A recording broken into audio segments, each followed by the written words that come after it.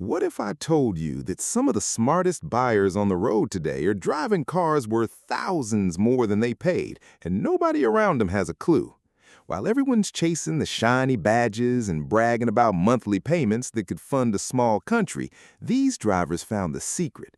They're rolling in machines so underrated, so quietly brilliant, that the market basically forgot to charge full price for them. Today, we're breaking down 3 cheap cars hiding in plain sight that are worth gold. Bargains so good your bank account might actually thank you for once. So buckle up, keep your hands inside the vehicle, and try not to fall in love before we even hit number 3. Because trust me, by the end of this list, you'll be checking the local listings faster than your ex checks your social media. And now, the one that's been quietly waiting at the bottom of this list like the kid who never raises his hand but somehow aces every test, number 3. Picture this.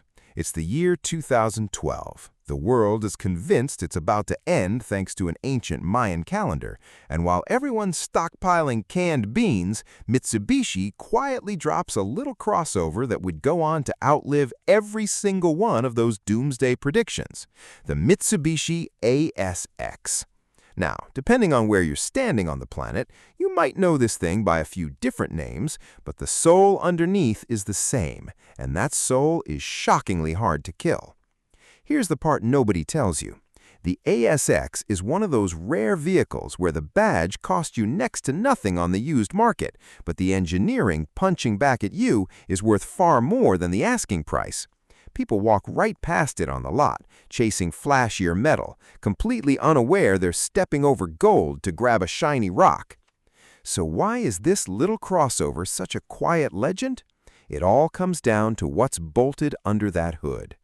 The petrol versions, particularly the naturally aspirated 4-cylinder engines, are about as complicated as a butter knife, and that's exactly the point. There's no turbo waiting to blow your savings to pieces, no fragile direct injection drama, no temperamental electronics throwing tantrums every time it rains. These are engines built on the kind of old-school Mitsubishi reliability that turned the brand into a legend in the first place. We're talking about a chain-driven setup on many variants, meaning you're not held hostage by an expensive timing belt service every few years. Owners regularly cross well past the 200,000-kilometer mark, and plenty push far beyond it, with nothing more than oil, filters, and the occasional grateful pat on the dashboard. It's the automotive equivalent of that one friend who never gets sick, never complains, and somehow still shows up to help you move on a Sunday. And it's not just the engine playing hero here. The ASX was built during an era when Mitsubishi still over-engineered the boring stuff, the suspension components, the cooling system, the basic bones of the car. The interior won't win any luxury awards, sure, but everything inside is mounted, screwed, and clipped together with a stubbornness that refuses to rattle apart. It's practical, it's roomy enough for real life, and it sips fuel in a way that makes your wallet exhale. In a world where modern crossovers are basically smartphones on wheels, gorgeous until something breaks and the repair bill makes you question your life choices, the ASX is a flip phone that just works. And honestly, sometimes you just want to make a call without taking out a second mortgage. But before you go sprinting to the nearest listing, waving cash in the air, let's talk about where you need to keep your eyes sharp, because no hidden gem is completely flawless. First, if you're eyeing one of the CVT automatic gearboxes, treat it with respect.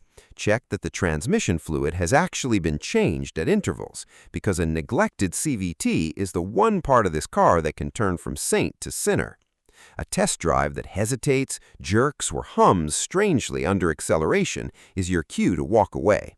Second, watch out for the diesel variants if you're not the long-distance type.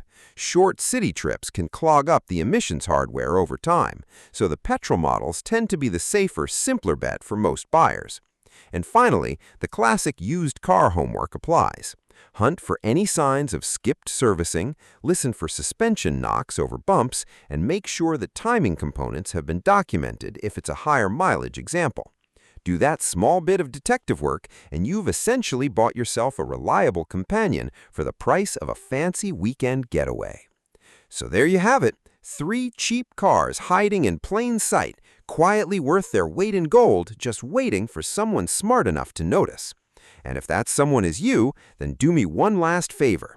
If this video saved you from overpaying for some overhyped badge, smash that like button, subscribe, and ring the bell so you never miss the next deep dive. Drop a comment and tell me, which of these 3 would you park in your driveway tomorrow? Share this with that friend who always overpays for cars, because somebody's got to save them from themselves. Until the next one, keep your eyes open and your engine running, because the best deals are always hiding right in front of you.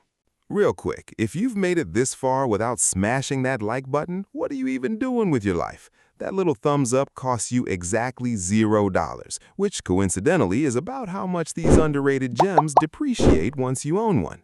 And while you're at it, hit subscribe and ring that bell, because missing out on the next car on this list would be like trading a Lexus for a lawnmower. Technically both have engines, but come on. Now here's where you come in. Drop it in the comments, what's the most underrated car you've ever owned or spotted in the wild that was secretly worth way more than people thought? I read every single one, and I promise the comment section is where the real automotive wisdom lives. All right, enough chit-chat. Climbing up to number 2 now, and this one is a masterclass in a car that got so good looking the world almost refused to take it seriously. The 2014 Hyundai Elantra. Let me set the scene. Rewind a little over a decade, and Hyundai was a brand still fighting an old reputation, the kind of company people used to whisper about at dinner parties like it was a dare. You bought a Hyundai? On purpose? Then came this generation of the Elantra, and suddenly the whispering stopped, because Hyundai pulled off the automotive equivalent of the awkward kid who skips a high school reunion, comes back 5 years later looking like a movie star, and leaves everyone choking on their punch. The 2014 Elantra wore those sweeping, sculpted lines that genuinely embarrassed cars costing twice as much. People would pull up next to it at a red light, do a double take, and assume it was something European and expensive. It wasn't. It was a sensible, compact sedan secretly dressed for a black tie event, and that's exactly the trick that makes it such a steal on the used market today. But here's where the real story lives, because pretty paint fades and a sleek silhouette won't get you to work on a freezing Monday morning. What makes this Elantra worth chasing is the boring, beautiful dependability humming away underneath all that drama. At its heart sits a 4-cylinder engine from Hyundai's new and Gamma families, naturally aspirated, gloriously uncomplicated, and built without any of the turbocharged tantrums that haunt so many modern compacts. There's nothing fancy bolted on to fail spectacularly, no high-pressure plumbing waiting to ruin your weekend. It's a straightforward design that asks for clean oil, a fresh filter now and then, and basic human decency in return for years of loyal service. Owners routinely rack up the kind of mileage that makes the odometer look like a phone number, and the car just keeps shrugging it off. The fuel economy is genuinely impressive too, sipping gas so gently that you'll start forgetting where the nearest station even is, which in today's economy feels less like a feature and more like a small act of mercy. And it's not just the engine carrying the team. This Elantra came loaded with the kind of equipment that back then felt almost suspiciously generous for the price tag. Heated seats, a proper touchscreen on the better-equipped trims, genuinely comfortable cabin space front and rear, and a trunk so deep you could practically move apartments in it. Hyundai was in full prove the haters wrong mode, and they stuffed this car with value the way your grandmother stuffs you with food when you visit, relentlessly, lovingly, and far beyond what anyone reasonably expected. The result is a used car that still feels modern, still feels comfortable, and still makes its driver feel like they got away with something. Because frankly, they did. Now, before you go falling head over heels, let's slow down and talk about the homework, because every great deal comes with a little fine print. The single most important thing to investigate on this generation of Elantra is the engine history on certain examples. Some of these motors developed appetite issues, quietly drinking oil between changes, so you'll want to check the levels, look for any blue haze from the exhaust, and ask hard questions about whether the previous owner actually kept it topped up and serviced on time. A documented service record here isn't a nice to have, it's your golden ticket. Beyond that, take a close look at the steering feel. Earlier models had a light, somewhat numb electric steering setup. That's perfectly fine, but any unusual noises when turning deserve a second glance. Give the suspension a proper workout over rough roads and listen for clunks. Check that the air conditioning blows genuinely cold, and confirm all that lovely tech actually responds when you poke it. Do that detective work, walk away from any car with a sketchy or missing history, and what you're left with is a sharp-suited, fuel-sipping, surprisingly tough little sedan that punches so far above its price it's almost unfair. That's number 2 locked in, a car that proves you don't need a luxury badge to feel like the smartest person in the parking lot. Now there's only one name left on this list, and it's the one I've been quietly saving for last. And here we are, number 1. The car I've been guarding at the top of this list like a dragon sitting on treasure. Ladies and gentlemen, meet the 2012 Suzuki Grand Vitara, the most underestimated, criminally overlooked little adventurer ever to be ignored on a used car lot. Let me paint you a picture.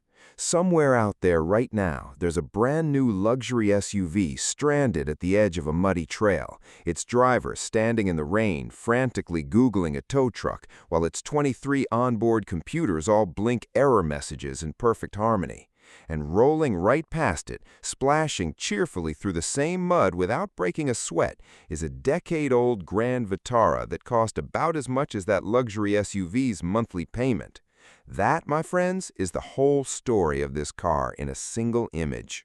Because while everyone was busy fawning over crossovers that are about as off-road capable as a shopping trolley, Suzuki quietly built one of the last honest, genuine, go-anywhere machines, and then priced it so low that nobody believed it could actually be that good. Spoiler alert, it is. So what makes this thing such a hidden weapon? It starts with the heart of the beast, a stout 4-cylinder engine that was built in the era when Suzuki cared more about lasting forever than chasing horsepower headlines. There's no turbo waiting to grenade itself, no fragile, high-tech wizardry begging to fail. It's a simple, robust, naturally aspirated design that just refuses to quit. The kind of engine you could probably start after leaving it parked for a year in a field. But the real magic, the part that separates the Grand Vitara from every soft, pretend tough crossover on the road, is what's hiding underneath. This is a proper body-on-frame influenced setup with a genuine full-time four-wheel drive system and a low-range transfer case. Translation for the rest of us, this little Suzuki has actual mountain goat DNA.